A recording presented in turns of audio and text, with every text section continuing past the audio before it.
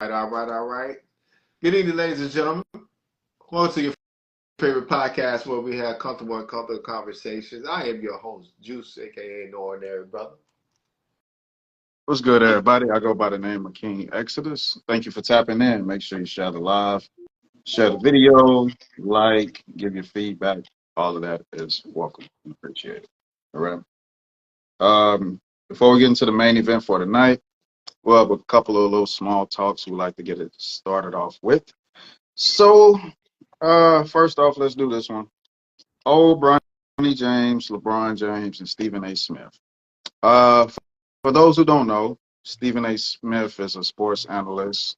He does a lot of commentary on sports in particular, basketball, football, anything. He's one of the highest paid analysts on the ESPN network.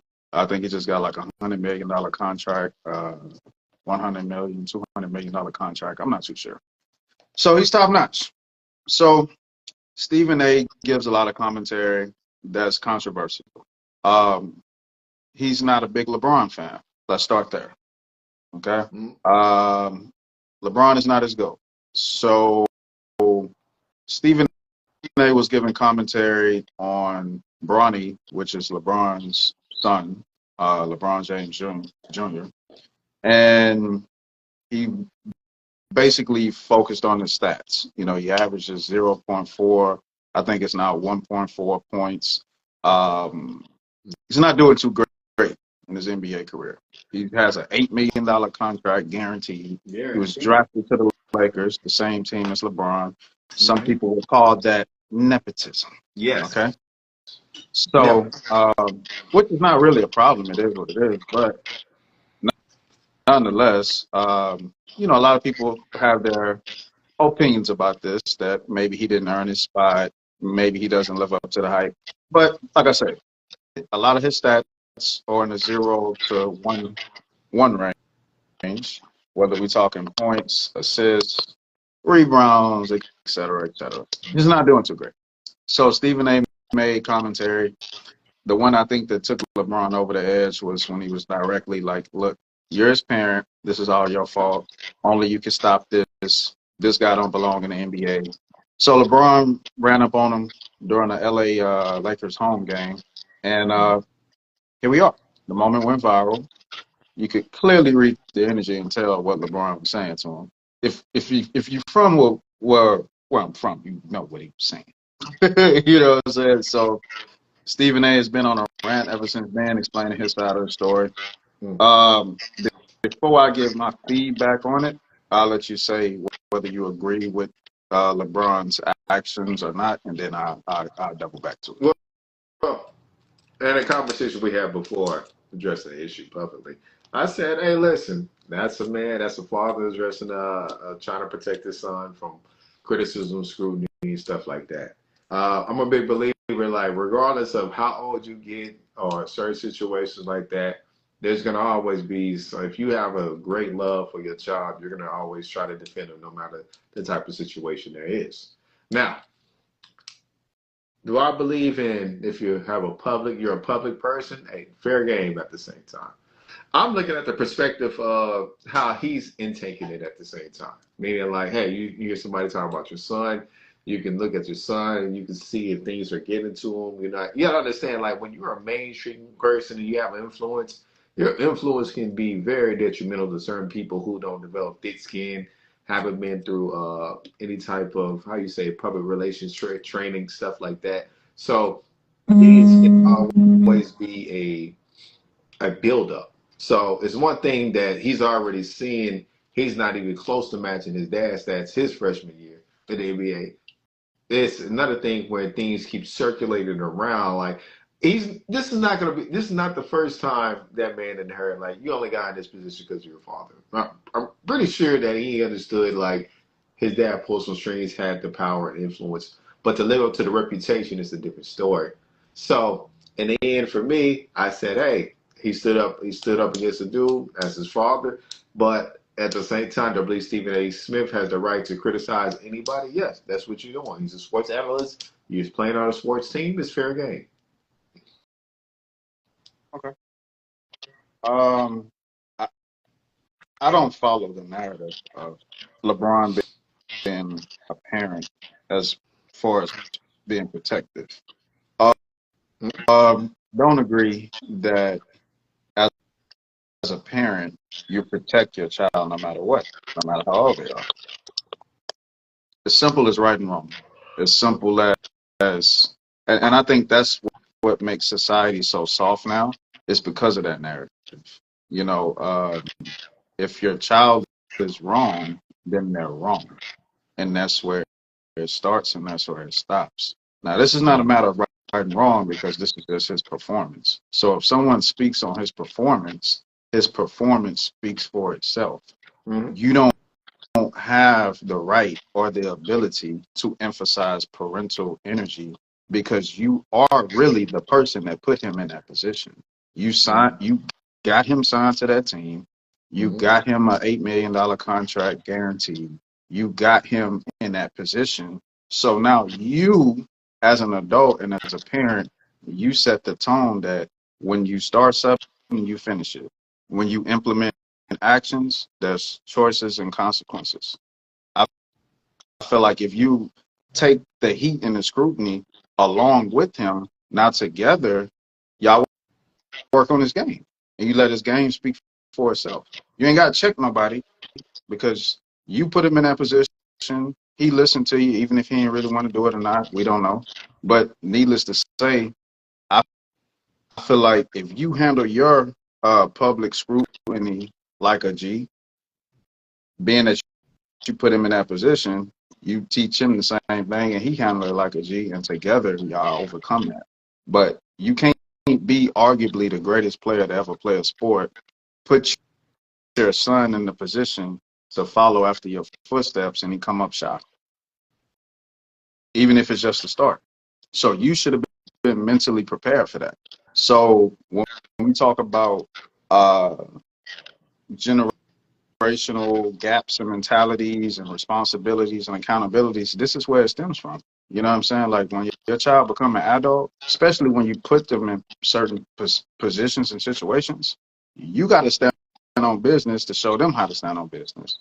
When you fall off of that narrative and now you become emotional and you act out of emotions, now you're setting the trend for them to say, okay, bet I can act out of emotions as well. No, you let your game speak. That's part of being an athlete. That's part of being a public figure.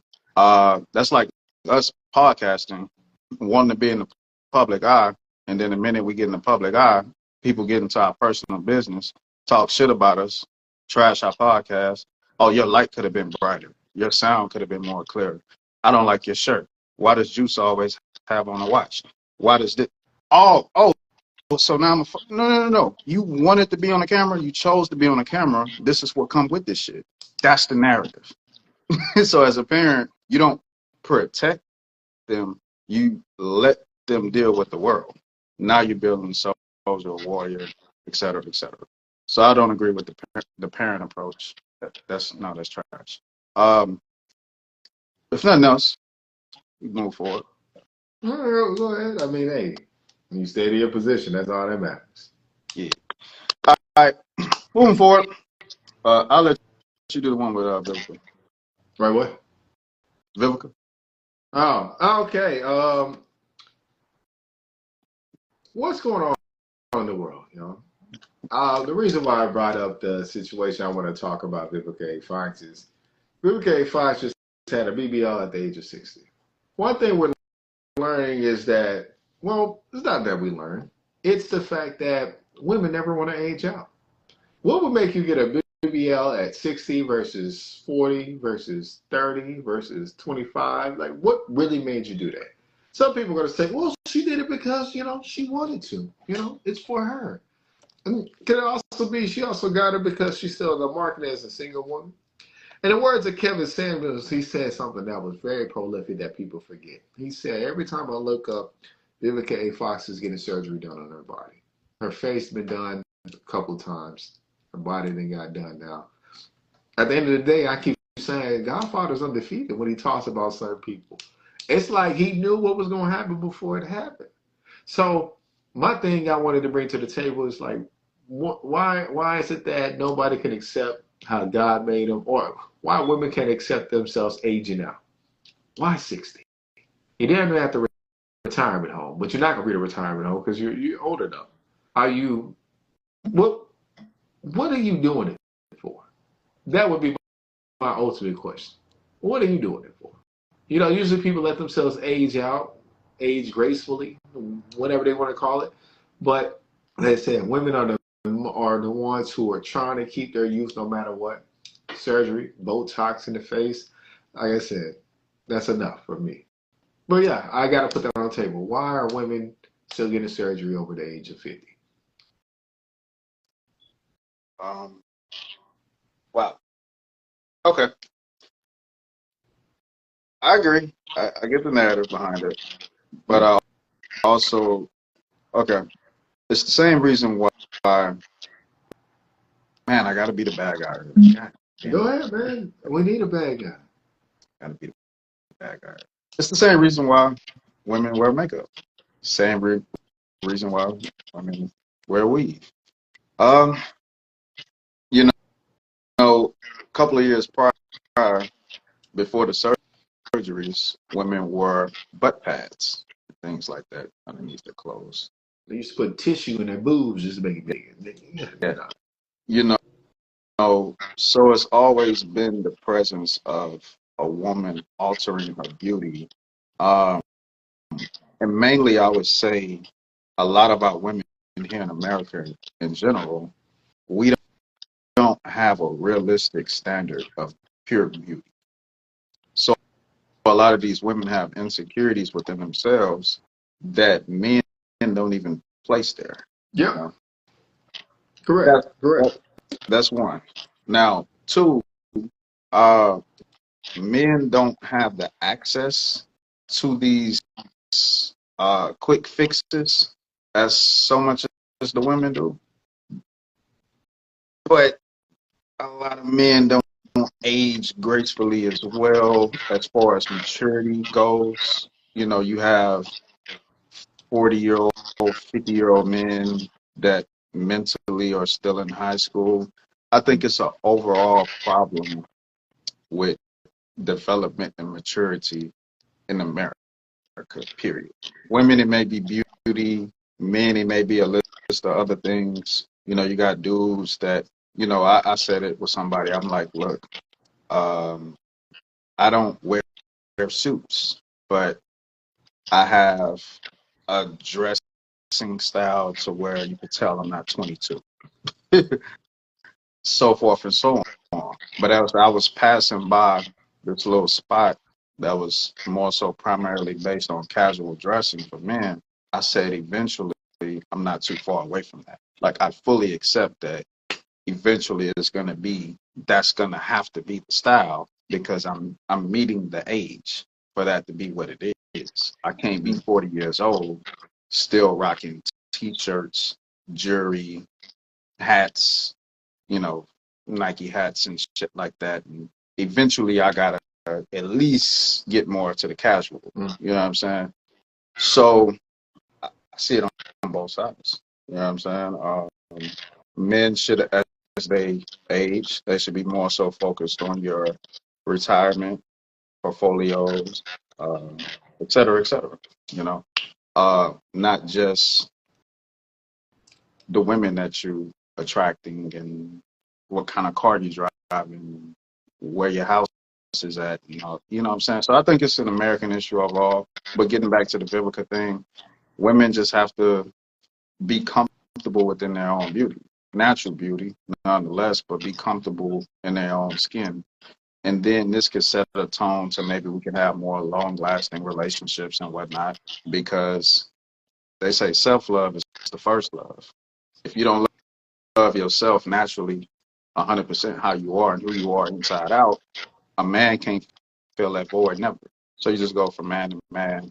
Now they go from surgery to surgery, you know, Mm. shopping store to shopping store. That's why so many products around beauty are marketed to women.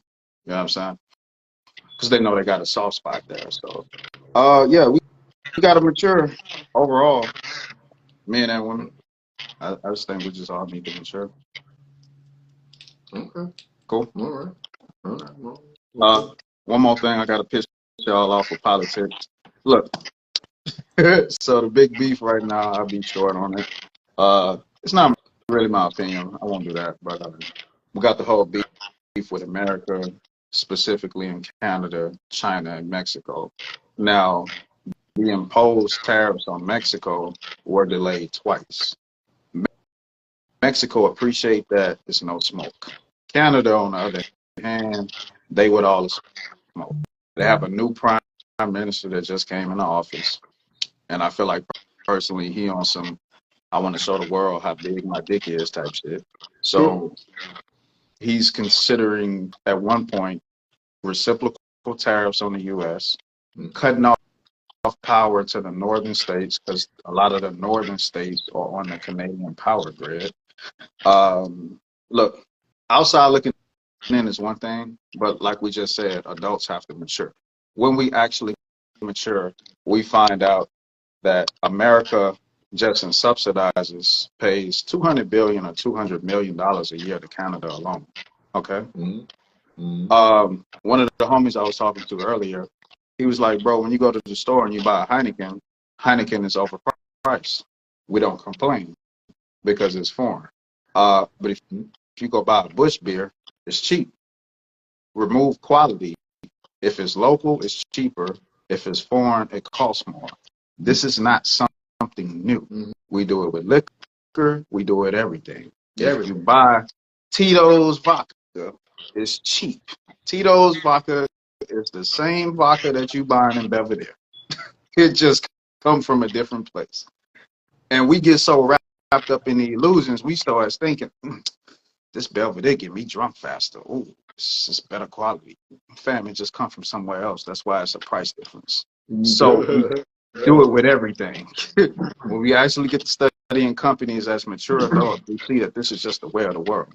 So for those who don't know, Canada and Mexico, most of their GDP, gross domestic products, value comes from exporting things into the U.S. This is why people get so upset with tariffs, because most of their GDP comes from products that they ship to the U.S. So the U.S. consumer is funding their economy. For those who don't know, only roughly 2% of our GDP comes from the things that we send to Canada and Mexico. So this is the reason why he can play the tariff game with Canada and Mexico. For those who don't know. So it's going back to the game of chicken.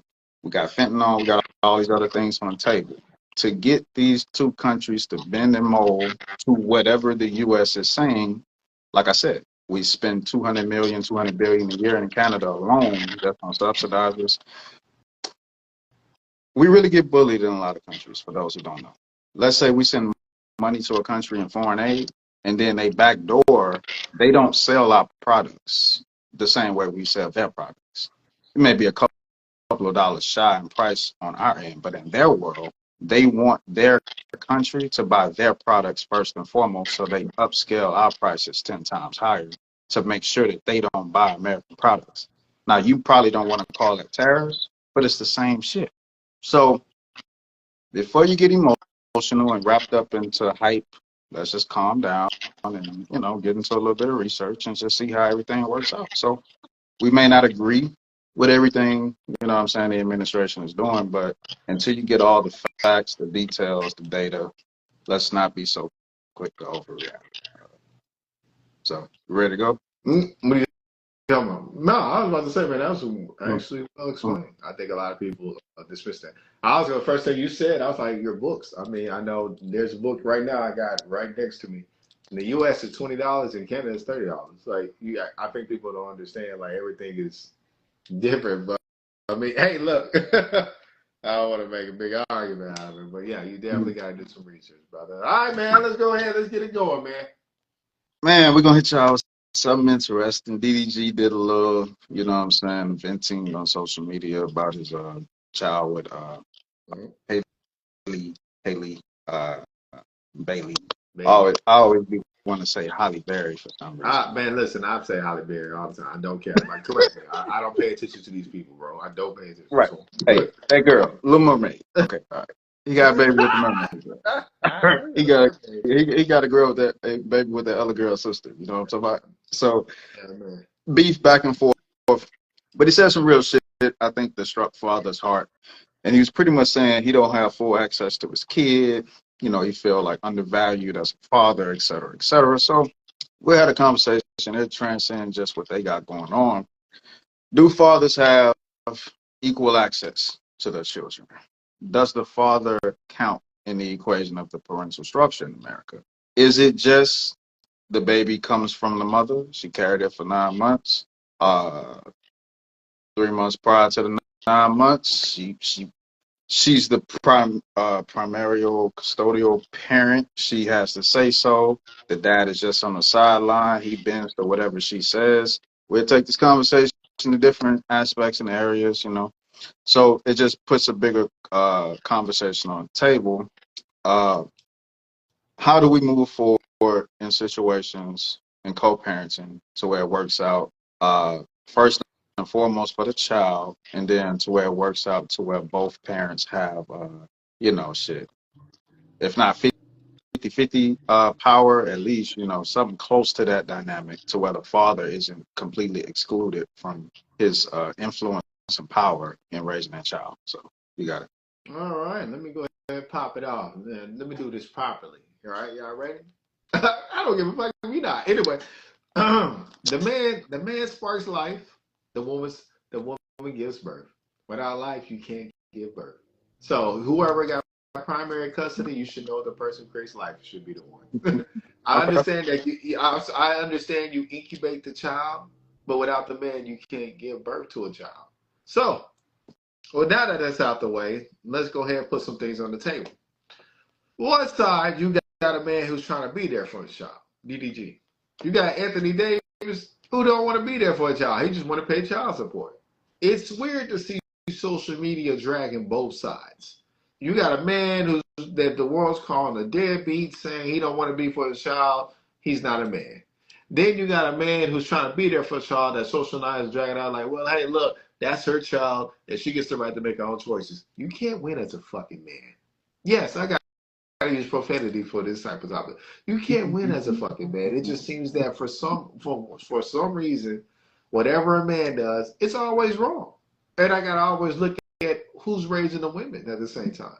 Who's raising the society. See, the thing is, when you start creating leniency starts going in multiple different areas. You know, hey, dad, soften up and letting us, stay out later.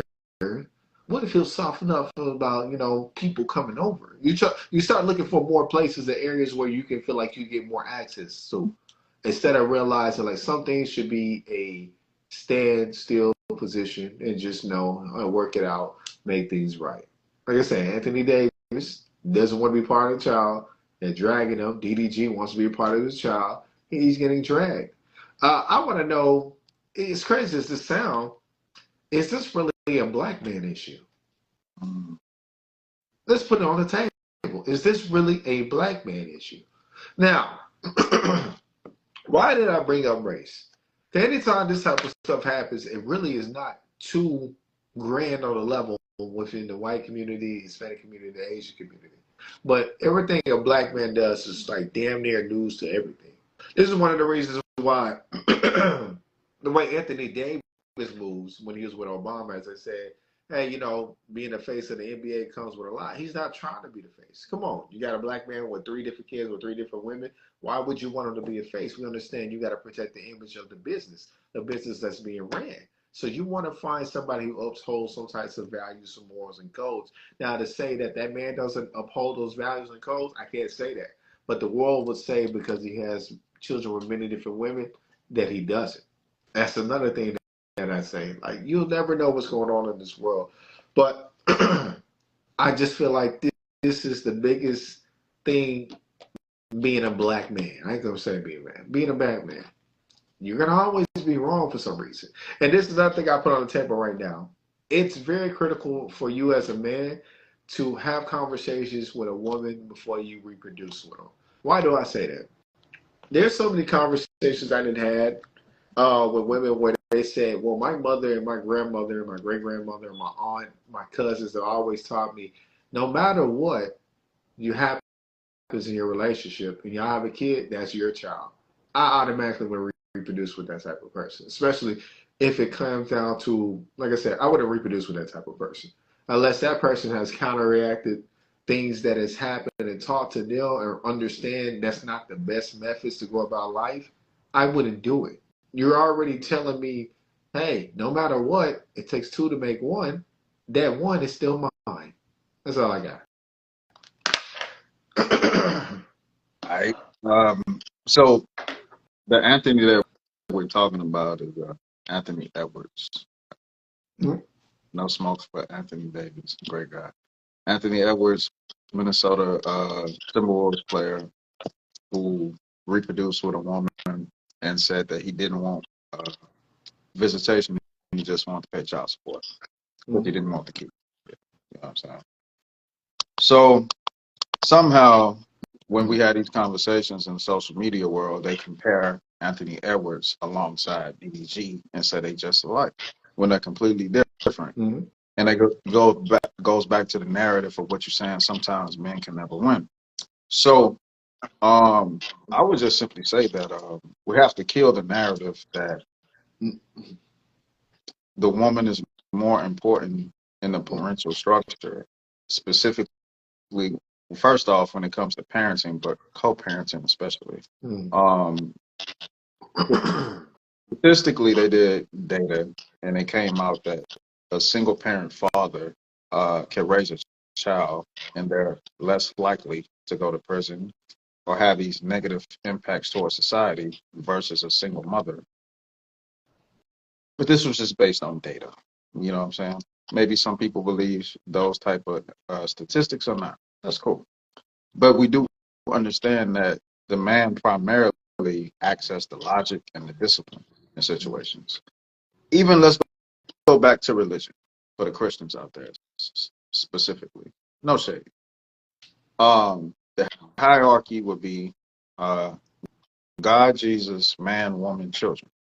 Not to undermine anybody, but that's the origin of the family structure.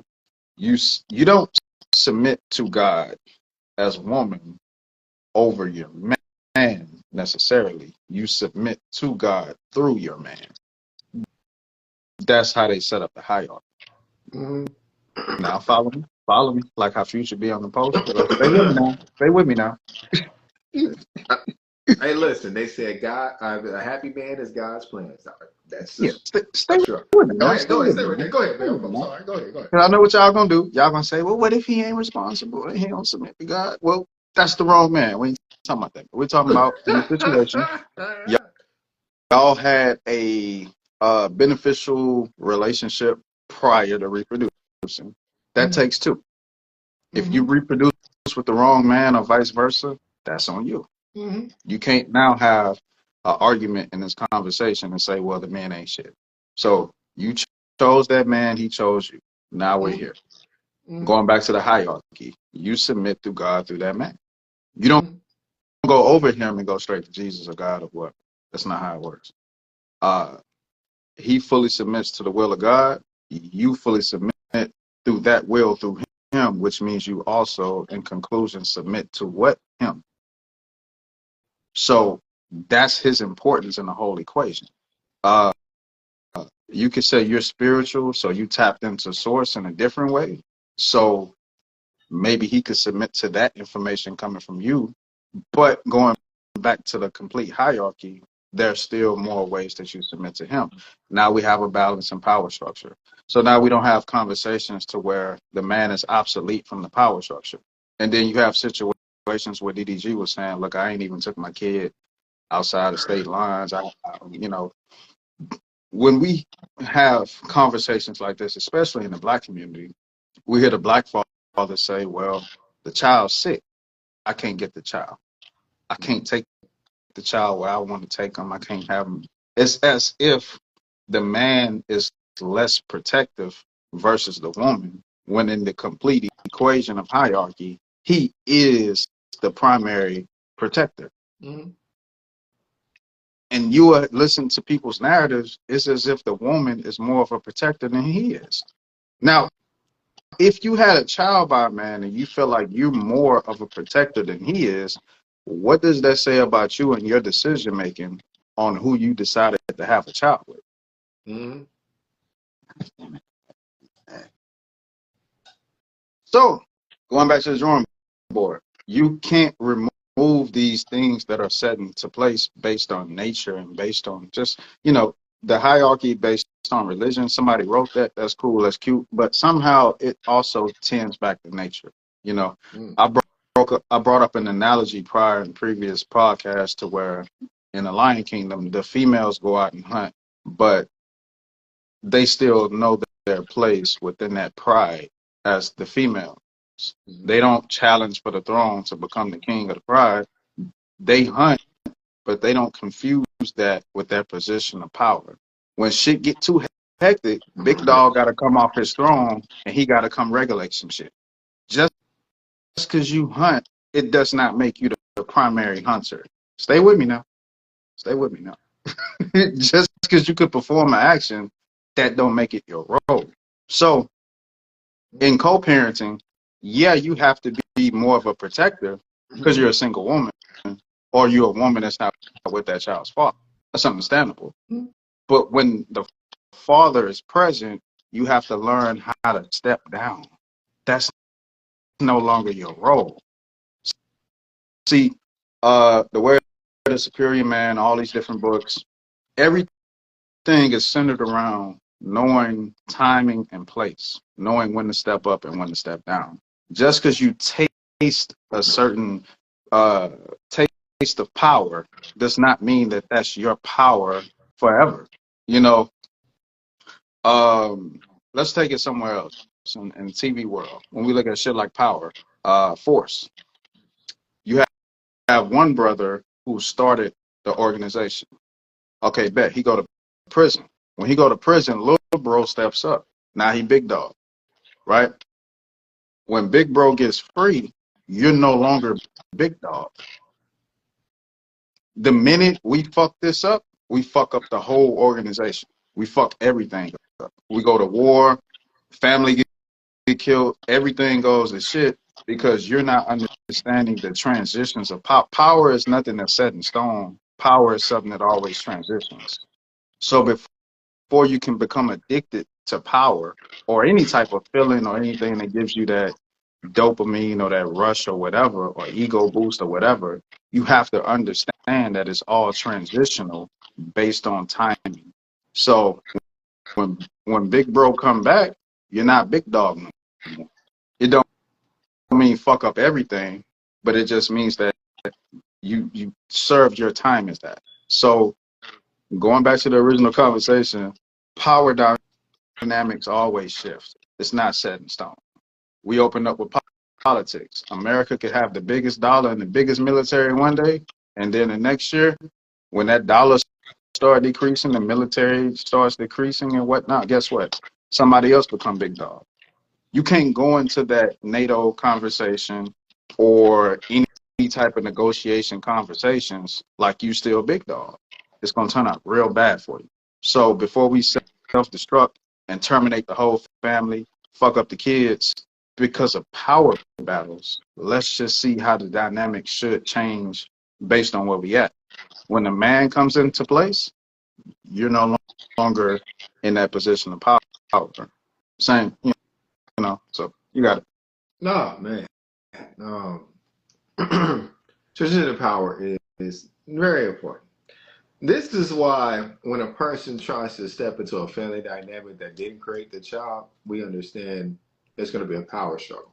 This is why some people won't step into it. This is why when you're looking for outsiders to step into a family that they didn't create, they understand the struggles that may come with it. We're breaking it down right there. See, a person who understands family dynamics, no matter what happens, will be welcome into the position of another man stepping into that position and still giving him that authority and respect. But see, another man step into that position, and y'all still remind that man that's not your child. So why? is he there? He's there solely for you. And then some people play the manipulation game, right? Hey, listen, you ain't got to do nothing while you're here. I just want you to focus on me. And then as the story always unfolds, when you only focus on that individual and not for their offsprings, then it becomes a problem. See, this is a separation of powers that people create within themselves, within the relationships, within the family dynamic that doesn't make it easier on the individual to have the authority position to put things in better perspectives. I know a family right now, and when I met the husband, I said, "This is your husband?" And the person was like, "Yes." That man gave me every feeling, every respect level, every teaching that I got from individuals who grew me. And I was like, damn. I was like, you got this type of man, you married him? But here's the tricky part. Well, it was not tricky. He married into the family, but he didn't have the offsprings, right? So the only thing in my mind is, okay, if you actually have this man into the picture, and you have offsprings, and he's stepping in before they're in high school, before they're in middle school, I said, I know he got that family right. Look at this man. This is a man who gets things done in priority. He's going to do the structure. He's going to put things in place for everybody to be successful and put in, if necessary, discipline and stuff like that. But I learned even within that relationship, it was more so, hey, you deal with yours, I'll deal with mine. But even him trying to put things within the household that he moved into with the other people, people didn't fall in line. So I'm like, damn. So this was a place where a man could have stepped in and put the necessary energy within every individual there. But because they were already trained one way and they didn't want to conform to a different power structure, or another man stepping in the picture to protect the mom, be with the mom, and also be there where financially, spiritually, and take care of things, nothing never progressed. I see his kids and I'd be like, huh. And then I see the family he married into and I'd be like, wow. It's a complete different energy of the level of respect and the way they maneuver that his offsprings do than the family he married. It was as if you couldn't tell. I mean, you can definitely tell the difference, but I'm saying, imagine the level of building that went through the other side versus the other side and got one on a more potential, how you say potential? Well, I don't want to say potential, on a different playing field than the other. And every time I look at that, I'm like, damn, what if they would have just accepted that man and a lot of things would have changed? Because I always say, if you got a strawman in the household, but you still got kids that's running around doing whatever, either he's not that strong or he realized when he's dealing with that type of woman, some things are not going to be passed along and things won't be accepted. And that's how I look at Mm. it. Staying right there to go back to, listen, ladies, the stronger the man, even if you're strong and you're stronger than most women, the weaker you can be when you're with that man. If y'all want to translate it, the more feminine you can be with that man because he's a stronger, more masculine man. That's right. There it is. Going back to the power dynamics, when he's more masculine, you become more feminine. If y'all want to be tickled just a little bit, if he becomes more feminine as an emotional, let's say in an argument or a conversation, now you can be a little bit more logical. Get fine, I gave y'all something. It's all about shifting dynamics when it's in the appropriate time. When two people step on the same pedestal at the same time, it's always going to be a conflict because it's the same energy clashing. Mm-hmm. So you just have to know when to shift. You rule as you rule in love. You rule in the soft shit. It's not saying that a man can't be loving and be soft, but that's not what he rules. The minute you try to rule in two different worlds, it's always going to clash for you because that's not what you designed to do. If a CEO got too many companies, what tends to happen? Maybe his original company that made him who he is, maybe that starts to decline. If a man get to dating too many women, what tends to happen? Home falls apart. If a female gets too sidetracked, you know what I'm saying, and she's working more than she's tending to her family, she loses her husband. Whenever a human being has too much attention going in too many different directions and it's not going in the right direction, Mm. alignment, divinity, purpose, etc., shit falls apart. Know your role, build power within that first before you try to diversify your approaches within the household and relationships. You can't tell a man how to be a man and you haven't mastered being a woman. Same thing, vice versa. Ooh. You know what I'm saying? So this goes back to the male-female dynamics. It's important for the children to see the father in roles of power, even if it's co-parenting. For a male, I watched Power recently, Raising Canaan. Marvin said his father was a boxer, amateur, but he was a boxer. So he said, when I seen my dad defeat another man in the ring, he said, I felt like his muscles was my muscles. And I felt nobody could fuck with me because I just watched my dad beat somebody up in the ring. So for a son to see his father being in a position of power and dominance, it compels him to be more powerful and dominant. It raises, you could damn near say it raises his testosterone, right? Mm. Now, step back. His father also had some type of issue to where I don't know if he died or he quit in life or he left the family or whatnot, but Marvin is the oldest, Rock is the middle child. When the father collapsed, Marvin collapsed. Rock stepped up eventually to become the leader of the family, the leader of her older brother and her younger brother. Y'all watch the show and you see a female in power and you connect with that because it's a female in power and you're a female, but it all happened at the collapse of a man being in power, which was her father. If the father never collapses in power, Rock is never Rock, Canaan is never Canaan. We don't even have this whole theatric. This is the importance of a father being exemplified and exhibiting power within the family structure. When he loses power, no matter how successful everyone becomes, it's still a stain there. It's a Mm-hmm. stain on people's personality. It's a stain on people's character. People are triggered more. People have to heal from more shit. Why? Because the head of the family lost his position of power. It's not saying that when women step up, shit still can't flow, but that's not the desired approach. Even if you flow and exceed to power, if it's rooted in trauma because a man didn't lead it, the father, how beneficial is the success moving forward? That's the whole purpose. So it's kind of like, fellas, we don't really have this issue. You know what I'm saying? Like, let's say we look at the movie Grown Ups. Mm-hmm. When Stone Cold Steve Austin was a bully to Adam Sandler, he knew he could dominate Adam Sandler. But since they was in front of his family, he stepped down.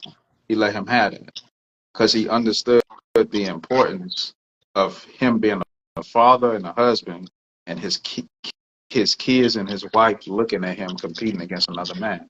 So he stepped down. He let him have it.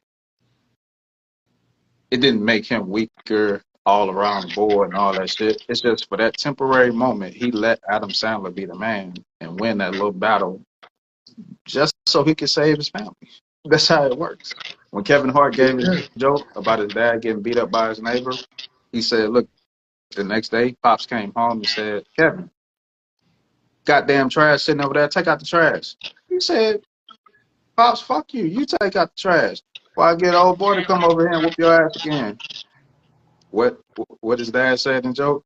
Kevin, you something else. You know what? Give me that trash. I'll take the trash out. He knew his pops had a weakness. The neighbor was gonna come fuck him up. So now he felt empowered over his pops. So needless Hmm. to say, it works. So when women see their father or don't see their father, perhaps whatnot, uh, somehow this becomes challenging situations for them in relationships, whatnot. But anyway, getting back to the children thing and the co-parenting, we have to eliminate this whole thing of like when I seen co-parenting structures get formed, the father always gets the blame. But getting further into the meat and potatoes, I hear a lot of fathers say she changed. How did she change? When she was pregnant, closer towards maybe delivering birth, they said it was our kid. Closer towards birth, it became her child. Everything became about her. She became overprotective. She became overdominant. Now, most women later say, look, my hormones was up. It wasn't me. I just became mean when I was pregnant. That's cool. Sometimes that streak never stops because things happen within that process, and now people play victim roles or whatever. But needless to say, I've heard a lot of men say the woman changed during the process. She became more territorial. She became more dominant. It became our kid to her kid. You know, something simple as a birthday party became to let's plan the party to I plan the party. You just show up or you give me the money. You know what I'm saying? Like you said earlier, kid asks dad, let me go ask mom. Mom will tell me, like I'm saying. So I'll let you do your thing. I won't talk. No, man. The only thing I was gonna say is that's why fathers get a bad reputation through kids at times because they always looked at them as mean, and disciplinary, rude. He always want to do a straight and narrow, but his life, I mean, his goal is to guide you. Mom might be a little bit sweeter. You get a spanking, she might sneak you a cookie in the room. You're gonna look at that parent completely different. But we all play a part into how our kids are raised, right? One of the main things I always say is, listen, whoever the child is with primarily, are you going to look at them as primarily responsible, or are you still going to look at it like, hey, well, what did the other person do? And then in situations that DDG is going through, this is when a man is trying to fight for his child, be present for it, or be a part of his life. People then ask, like, what happened if they just decide to stop putting in that much effort and actions? Say, well, look, I really don't have that much control. This was our child, but she makes the decisions and rules, and I can't get behind. Some people can't maneuver from that. So when things like this take place, and you see fathers trying to start backing out of the role of being in a child's life, you have to always ask, what is the woman doing? I don't, man. Listen, I probably, I'll probably be wrong when I say this. I accept it, but I don't believe no man should fight that hard just to be with his child. But like I said, if you really love your child, you do more than whatever. But one of the things Corey Holcomb always said was like, listen. Yeah, I ain't gonna like this either, but he's like, listen, that's cool. I made a mistake, but guess what? I learned from that. I'm just gonna make a new family. So this is why it's always important that you uh, check the family before you plant the seed. There's certain conversations that people have with you that you don't even know that could be alternative as days, months, and years progress. If there's not an alignment in certain areas that's very key important with you, move around. You know, I, I didn't have situations personally myself where if I'm trying to guide somebody or help somebody and they always want to be right, and I prove that they're always wrong, I ask all the time, like, hey, listen, are you tired of being wrong here? Like, because you're showing me that if we actually had a family, it's not going to go nowhere. Nothing's going to make progress. The things that you'll do because you're so confined in doing, you're going to continue it. So this is why if I tell fellas, like, hey, listen, understand what you can get for somebody and don't try to push past it. Some of y'all look at situations like, I see there's a little problem. We got a little frictionless, but I think, we'll move forward. No, it's still there. Me personally, I don't to continue forward with something that hasn't made progress in addressing issues that stem up and trying to move forward. I don't know why people do that. Y'all had a vacation. It was chaotic. Then she's asking, when's the next vacation? No. We haven't fixed the issues that happened on that vacation. We can't plan another vacation. I don't know. I mean, hey, I'm a little bit different, man, but it is what it is. Cool. Getting to like the closing points, kind of doubling back because maybe I didn't close off on certain points. Look, the relationship world for women works like this. If you want stronger men, you play more of a submissive role towards society. That's the exchange. Where there is a society of more dominant women, men become more submissive. Two people typically don't do the heavy lifting the same. Somebody takes more of that. So it's just like if you was rich and you had your own pond and you went fishing. It's your pond, right? It's a private area. It's land. If you don't feed those fish, when you go fishing, what are you going to catch? You're going to be dead, malnutrition. It's not going to be nothing to catch. But if you're feeding the pond, that's your pond, you can pull up some healthy fish. Fishing would be successful to you. Shit happens, like everything works together in a collective fashion. So in order for men to be stronger, well, it's a no-brainer. I'm not saying women have to be weaker mentally, physically, spiritually, but within the dynamics of relationships and raising children, well, you have to pick a role. If you pick the stronger role, then you don't get the stronger man and you don't get the stronger product out of the family. This is how it works. Your strengths are your strengths, his strengths is his strengths. You don't share the same strengths 100% of the time. I think that may go over a lot of people's heads.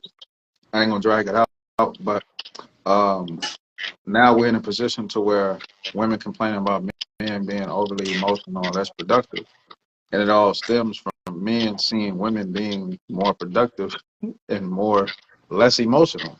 So this is what creates this scenario. So when it goes back to the children, we have to give men a freedom to be themselves, especially when it comes to children. Decision making. Fuck it. Let's just go here. Let's take it somewhere else. Let's say men have a project, a R&B group, a rap group, a podcast group. Men understand power dynamics naturally, right? If the group collapses, it's most likely because one man wants to be the star of the show. He wants everything to be about him. He wants the whole world to know everything's about him. David Ruff. That group ain't gonna last. Whether it's a podcast, a rap group, R&B group, record label, a sports team, whatever. The minute somebody win a championship and one nigga says, yeah, but I didn't get the stats, he's gone. When he leaves, team ain't gonna win again. More people leave, boom, dynasty over. Men know this. So if a man wants to be successful, you look at it like this. Okay, bet. I may not be Michael Jordan. I may not be Jalen Hurts. I may not be Patrick Mahomes. That's cool. Travis Kelce. That's cool. I'm Chris Jones. That's cool. And the narrative keeps going. That's cool. I'm the defensive coordinator. That's cool. I'm the offensive coordinator. Men find their roles, and the quicker a man can find his role in a successful equation and stay in that role, don't let his ego fuck it up, we win forever. The dynasty wins multiple Super Bowls, championships. The R&B group sells millions of records. The rap group continues to be the most successful rap group. And guess what happened? You may not be big dog in that, but guess what happens? You have a family household at home. You can be big dog there. That's where it counts the most. Mm-hmm. Your power dynamics with other men It's just based on roles, based on you being successful to do what? Bring home the bacon, the bread, the bag. You take the bag back home, you big dog there, it's no problem. You have some people want to be big dog everywhere. That never works. I don't care for it. So power dynamics and shifts are something that's really heavily critical in men. And if a man doesn't understand that, he really never becomes successful. Uh, a man's success is based on him being the greatest student to the greatest teachers. You have to understand that as a man. So this same energy has to be passed down to the women. You have to be a student. You have to be submissive. You have to come under the tutelage or the teachings and the role of other women nonetheless, but then most definitely men and your man. And this is how everything works. Women, you're over the children. You know what I'm saying? In a specific aspect, that's where you do your thing or whatever. It's all about hierarchy.